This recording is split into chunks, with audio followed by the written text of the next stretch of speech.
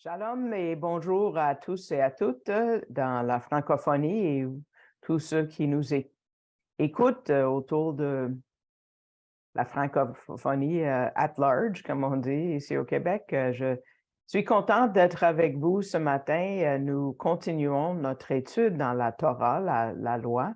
Les 5 livres de Moïse s'appellent la Torah. Et puis, nous avons terminé la Genèse il y a 2 semaines. Et puis, nous avons entamé l'Exode. Et aujourd'hui, on va aller jusqu'en Lévitique. Donc, attachez vos trucs et puis on va faire du progrès. La dernière fois, on a regardé l'Exode et surtout les images de la Pâque où on voit justement la croix ou la tave, comme on dit, c'est la marque qui vient d'Ézéchiel et puis qui était en forme de croix. Et puis, aujourd'hui, nous allons regarder le tabernacle pour cette première partie. Et puis, comme j'ai dit une autre fois, le tabernacle, il y a des livres entiers dédiés au Messie dans le tabernacle. Donc, vous pouvez aller aussi profondément que vous le voulez, mais aujourd'hui, on va regarder les grandes lignes. Donc, à l'écran, vous allez voir une reproduction du tabernacle qui est au parc Timna. Je suis allée une fois. C'est une vraie place, c'est une vraie photo. Et j'ai des amis du Maine d'ailleurs qui donnent leur temps comme bénévoles. Ils ont déjà fait ça 2 mois cette année, puis ils vont continuer cet automne. C'est vraiment, si jamais vous êtes en Israël, ça vaut la peine d'y aller parce que jamais vous allez oublier, bon, est-ce que le pain, la table pour les pains est à droite ou à gauche? Une fois que vous le voyez avec vos yeux, là, vous n'oubliez jamais, mais c'est vraiment une reproduction de taille réelle. C'est exactement de cette grandeur-là que c'était et les couvertures, et on va regarder tout ça. Mais si vous regardez juste l'extérieur, ça a l'air d'une tente bien ordinaire, il me semble. C'est même s'il y avait 4 couvertures, cette couverture extérieure, vous remarquez, et bouf, tu sais, ça ne nous fait pas penser, ça a l'air d'être d'une tente régulière. Donc, mais c'était fait de la peau d'un animal. Et puis, bon, mais quel animal? Ah, ça, c'est le mystère. Parce que les traducteurs bibliques ne sont pas du tout d'accord là-dessus. J'ai cherché dans quelques traductions, la seconde, la Bible du Sommeur, en Exode 26, 14. Exode 26, 14 dit que c'est des peaux de dauphin. Les traducteurs de la Darby et le Martin disent tesson. Essaye de trouver la définition de cet animal-là. J'ai essayé sur l'Internet, c'est pas évident. Osterwald dit est le plus proche. Non, Osterwald, c'est encore farfelu. Ça dit une couverture de peau de couleur de hyacinthe. Voyons, tu sais, d'où vient tout ça? Quelle différence? Les rabbins qui commentaient la Torah, les rabbins du Talmud, disent que c'est un animal qui existait, qui n'existe plus et dont l'identité est perdue. Donc, eux, ils disent juste ça. Mais ce n'est pas important, dans le fond, parce que la Bible nous donne un indice de quel genre d'animal, parce que ce même mot, le mot takash, est utilisé pour décrire un cuir qui est utilisé pour les sandales. On trouve ça en Ézéchiel 16, 10. Vous pourriez regarder plus tard. Ézéchiel 16, d'ailleurs, et toute l'histoire d'Israël, du début à la fin, dans un chapitre. Donc, si ça vous intrigue, Ézéchiel 16 est votre chapitre à regarder. Donc, on ne va pas prendre de peau de crocodile, OK? Quand même. Ça ne peut pas être une peau rare si on fait des sandales avec. Donc, c'est une bonne qualité de cuir parce qu'on ne veut pas que ça s'use trop vite. Donc, pour une fois, le français courant gagne parce qu'ils disent une solide couverture de cuir. Ils ne disent pas plus, ils ne parlent pas de quel animal. Et c'est ça le plus réel. Mais c'était quand même une peau ordinaire. Mais pourquoi est-ce que Dieu a choisi une peau ordinaire pour couvrir une place qui contenait la gloire de Dieu? Pourquoi pas une peau dispendieuse et spéciale? Est-ce que vous voyez où on s'en va avec ça? Ben, le tabernacle nous parle de qui? De Yeshua, de Jésus. Vous vous rappelez, à sa première venue, on pensait que c'était un homme ordinaire. C'est le fils du carpentier. C'est ses frères, ses sœurs, c'est ci. C'est l'idée que moi, j'avais en tant que juive non-croyante quand je grandissais. Jésus était un gars ordinaire. Mais regardez ce que Ésaïe a dit quand il a dit Ésaïe 53, notre chapitre par excellence sur le Messie. On mentionne toujours ça quand on fait de porte à porte. Il n'a ni forme ni éclat. Ça, c'est le verset 2. Il n'y a point d'apparence pour nous le faire désirer. Ce n'était pas un beau gars, OK? Quoique vous avez des images ou des peintures ou des tableaux chez vous, là, il n'était pas beau. Il n'était pas beau. Il n'y avait rien pour que nous le désirions. Et le chapitre commence en disant, qui a cru ce que nous avons fait entendre? Aussi parmi les nations. Ésaïe 53, c'est les Juifs. Tu sais, pourquoi est-ce que Dieu choisirait une demeure si humble à l'extérieur et simple et se glorifier dans ça? Mais parce que il n'y avait rien pour nous le faire désirer. Mais Paul, l'apôtre Paul, le Rab Shaoul, comme il était connu dans ces cercles juifs, a très bien décrit Jésus en Philippiens 2, versets 7 et 8, où ça dit, je vais lire ça, ça c'est juste des petits bouts que j'ai mis à la diapo, mais les versets au complet disent, il s'est anéanti lui-même, prenant la forme d'esclave, étant fait à la ressemblance des hommes, et étant trouvé en figure comme un homme, il s'est abaissé lui-même, étant devenu obéissant jusqu'à la mort et à la mort de la croix. Donc, c'était un reflet de Jésus. Et plus on s'approche du tabernacle, on peut, soulever cette première couverture. Si vous allez au parc Timna, vous allez pouvoir regarder les 4 couvertures qui sont là. Et la deuxième qui est en dessous, vous allez voir, est très différente. C'est rouge. C'est une couverture de peau de bélier teinte en rouge. Rouge, c'est quoi? La couleur du sang ou la couleur de la guerre. Vous voyez ici, à la diapo, ils ont mis la première peau comme étant picotée avec du noir ou du brun, là, mais juste pour dire que c'est ordinaire. Mais vous voyez très clair la couche rouge, le voile rouge. Et ça nous parle de la mort du Messie.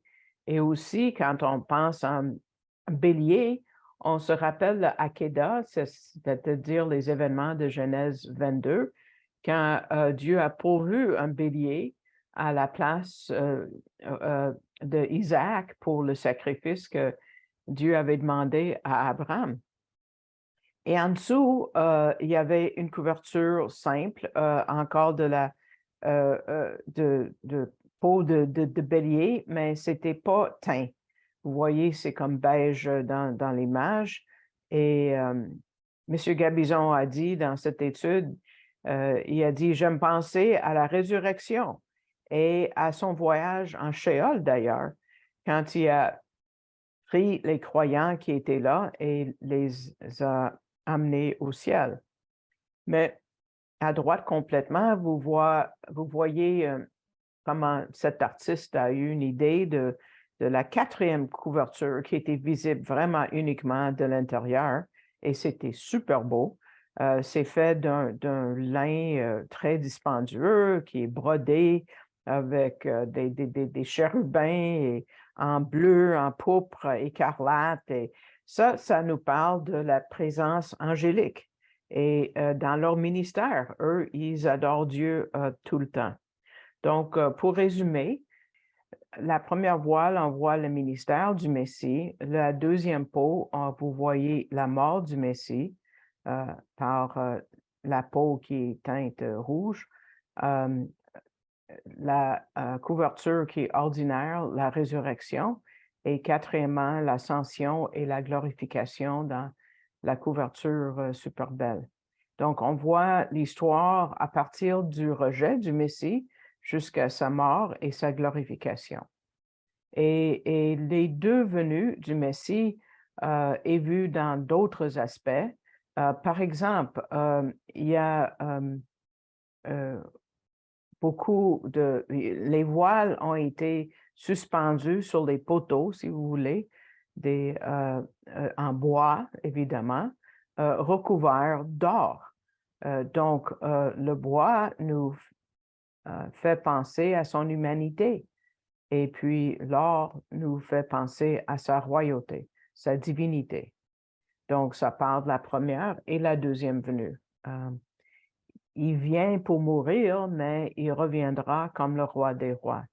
Le bois forme la base. Il avait besoin d'être humilié et de prendre la forme humaine avant qu'on puisse lui accorder la royauté d'être roi. Il y a une expression qui dit « il n'y a pas de couronne sans la croix ». Et malheureusement, c'est vrai. Et l'intérieur du tabernacle nous parle beaucoup de notre Sauveur.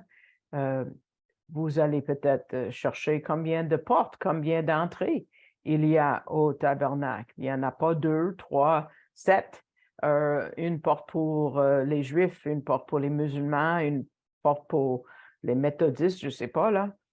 Non, Jésus a dit qu'il est, il est le seul. Donc, en Jean 14, verset 6, vous connaissez tous le verset, quand il dit « Moi, je suis le chemin et la vérité et la vie », pas un chemin, une vérité, une vie, non. Exclusivité, c'est clair, sont des articles définis. Nul ne vient au Père que par moi. Et on va voir Étienne, pas Étienne, mais Pierre dire que c'est le seul nom qui est donné aux hommes pour être sauvés. Donc, qu'est-ce qui est juste devant cette porte? Tout de suite en entrant, un autel énorme, un autel pour le sacrifice. Et cet autel nous rappelle toute la lignée dans les Écritures que personne ne peut s'approcher de Dieu sauf par un sacrifice. Donc,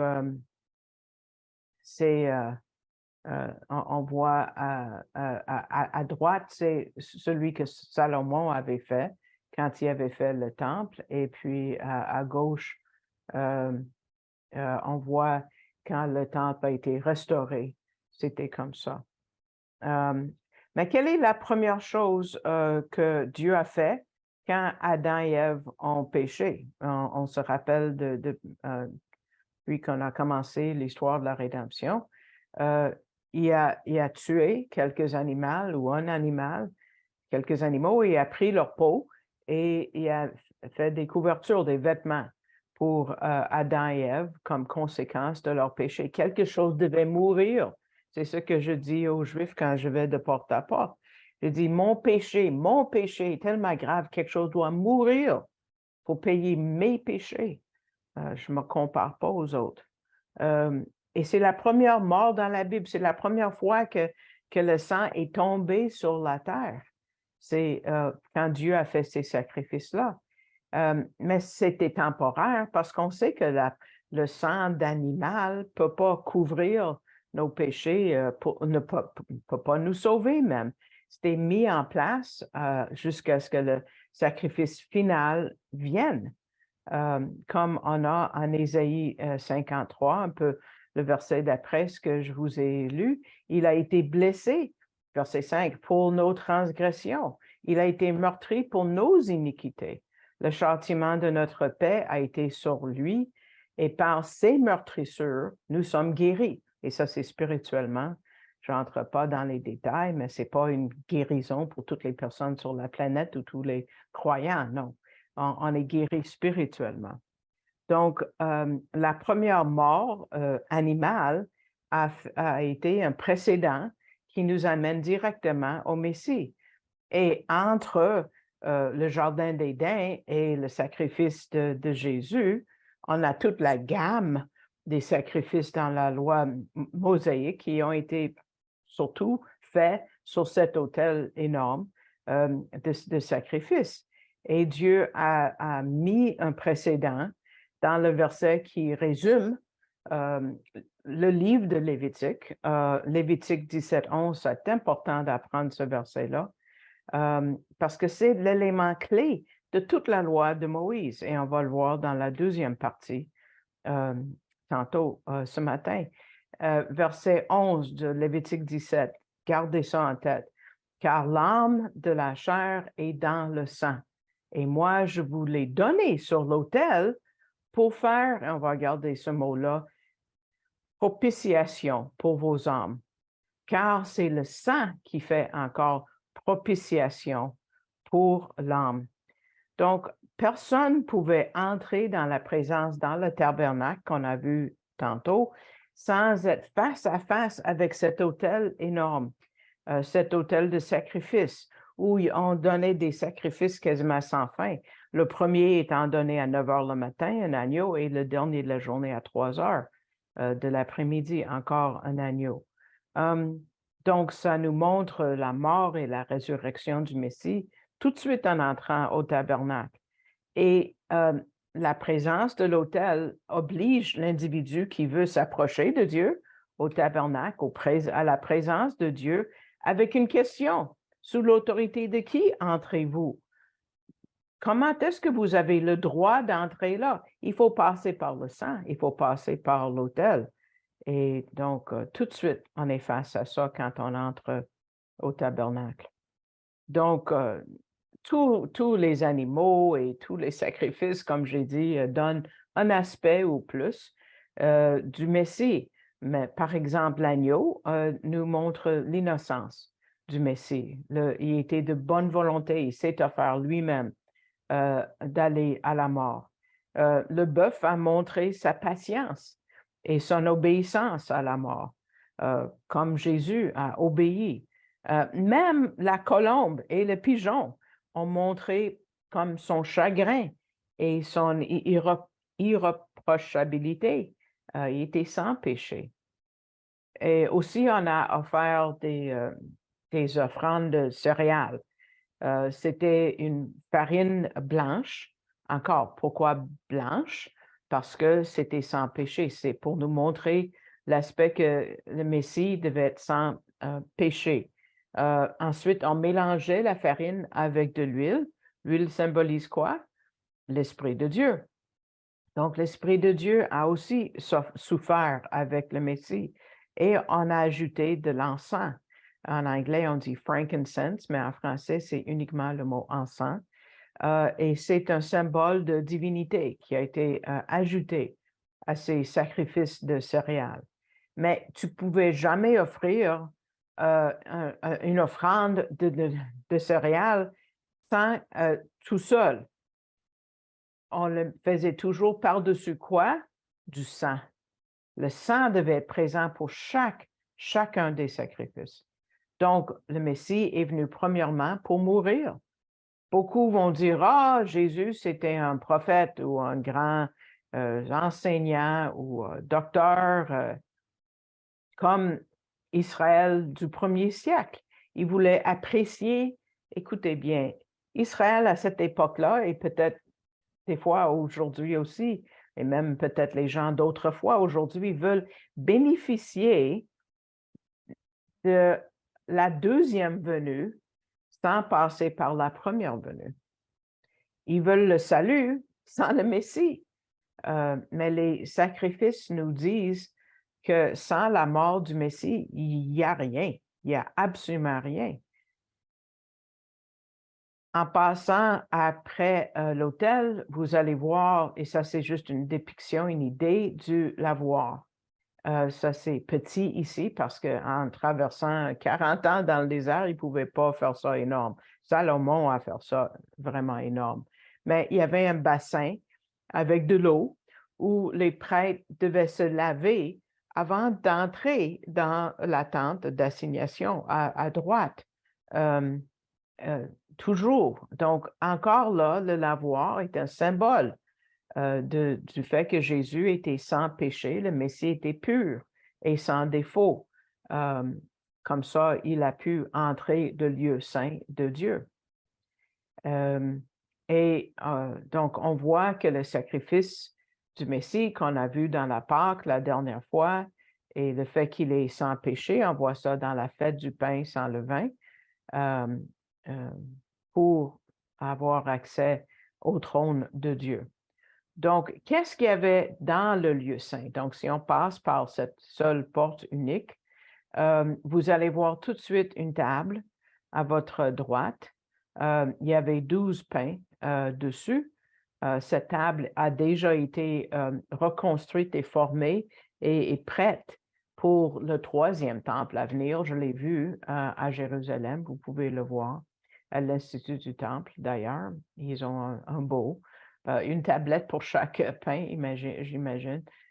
Donc, il y en a 12. Et ça dit en Lévitique 24, verset 5, « Et tu prendras de la fleur de farine. » On a déjà discuté de ça.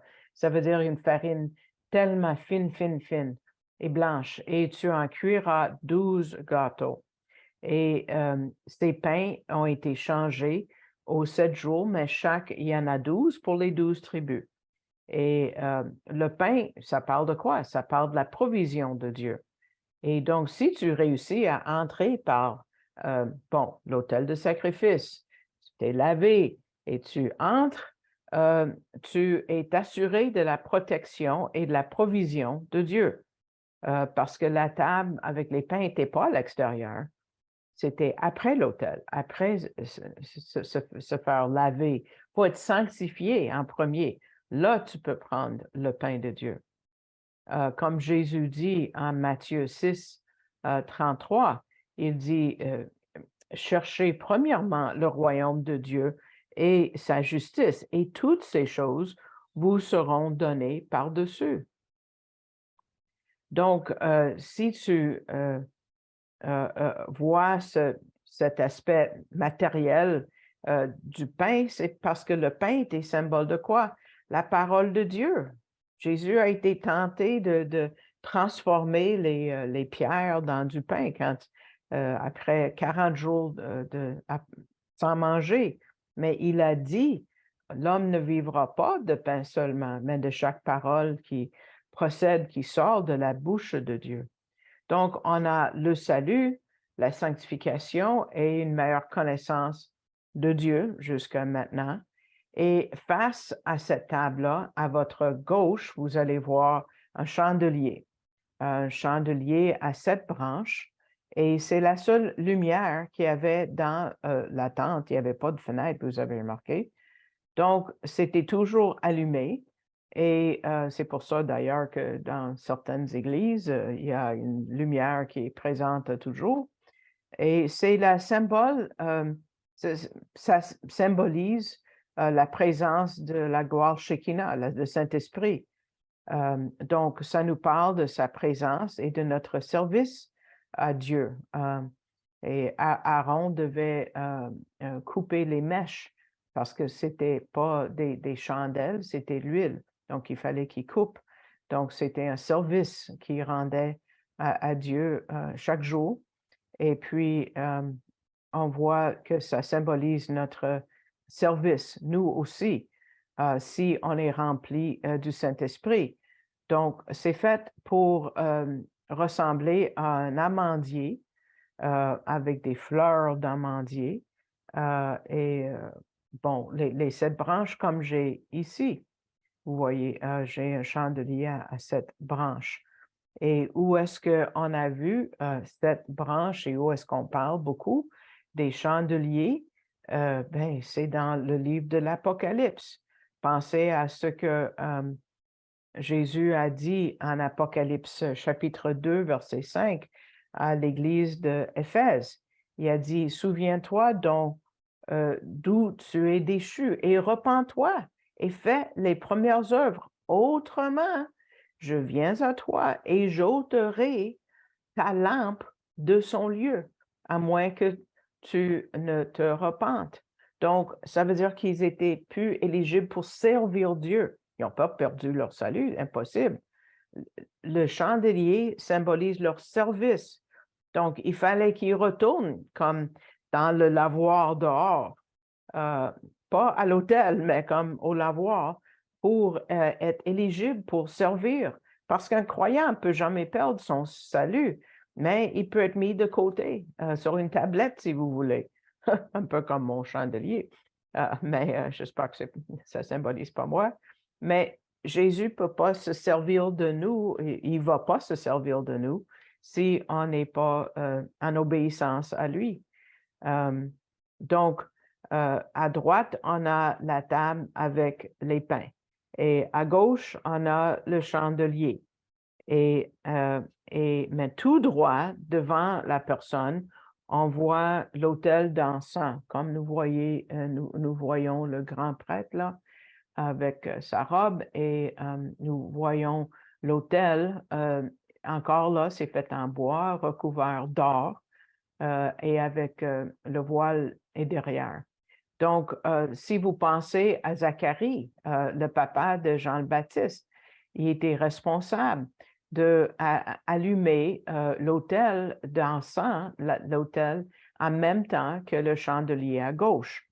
Donc, qu'est-ce que l'autel d'encens représente? Nos prières. C'est notre relation avec Dieu. Une fois qu'on a couvert les autres éléments, on peut avoir une relation avec Dieu et nos prières deviennent puissantes parce que la fumée passait à travers le voile, même si la personne, le prêtre, ne pouvait pas passer par là, sauf une fois par année.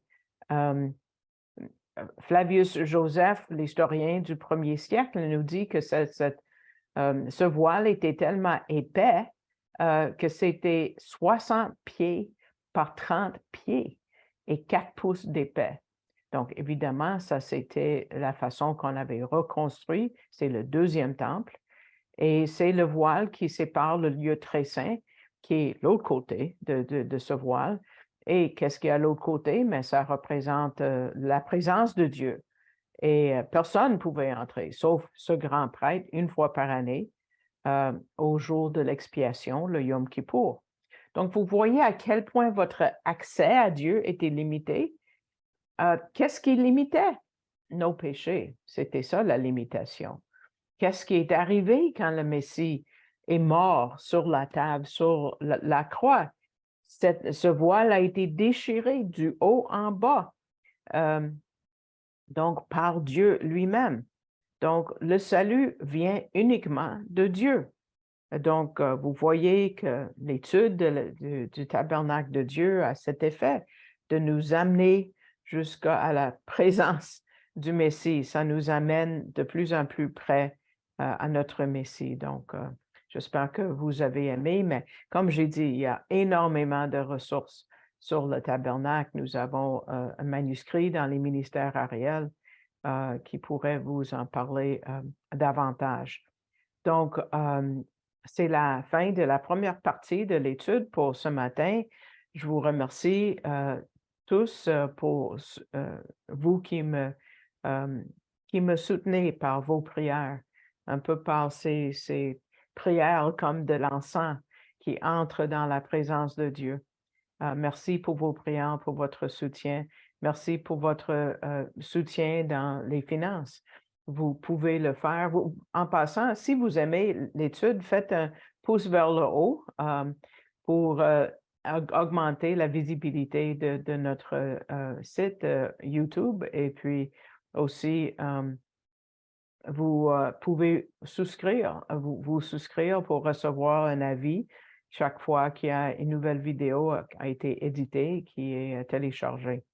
Donc, si le Seigneur vous met à cœur de soutenir et puis vous ne savez pas comment faire, vous pouvez aller au site web arielcanada.ca, trouver le drapeau français et ensuite trouver où ça dit donner et ça va vous donner, c'est un hyperlien qui vous amène à la page que vous voyez en bas de la diapo où vous avez le choix de faire un don à l'organisme et puis vous allez voir un menu que vous allez pouvoir tirer vers le bas pour désigner votre don comme vous voulez.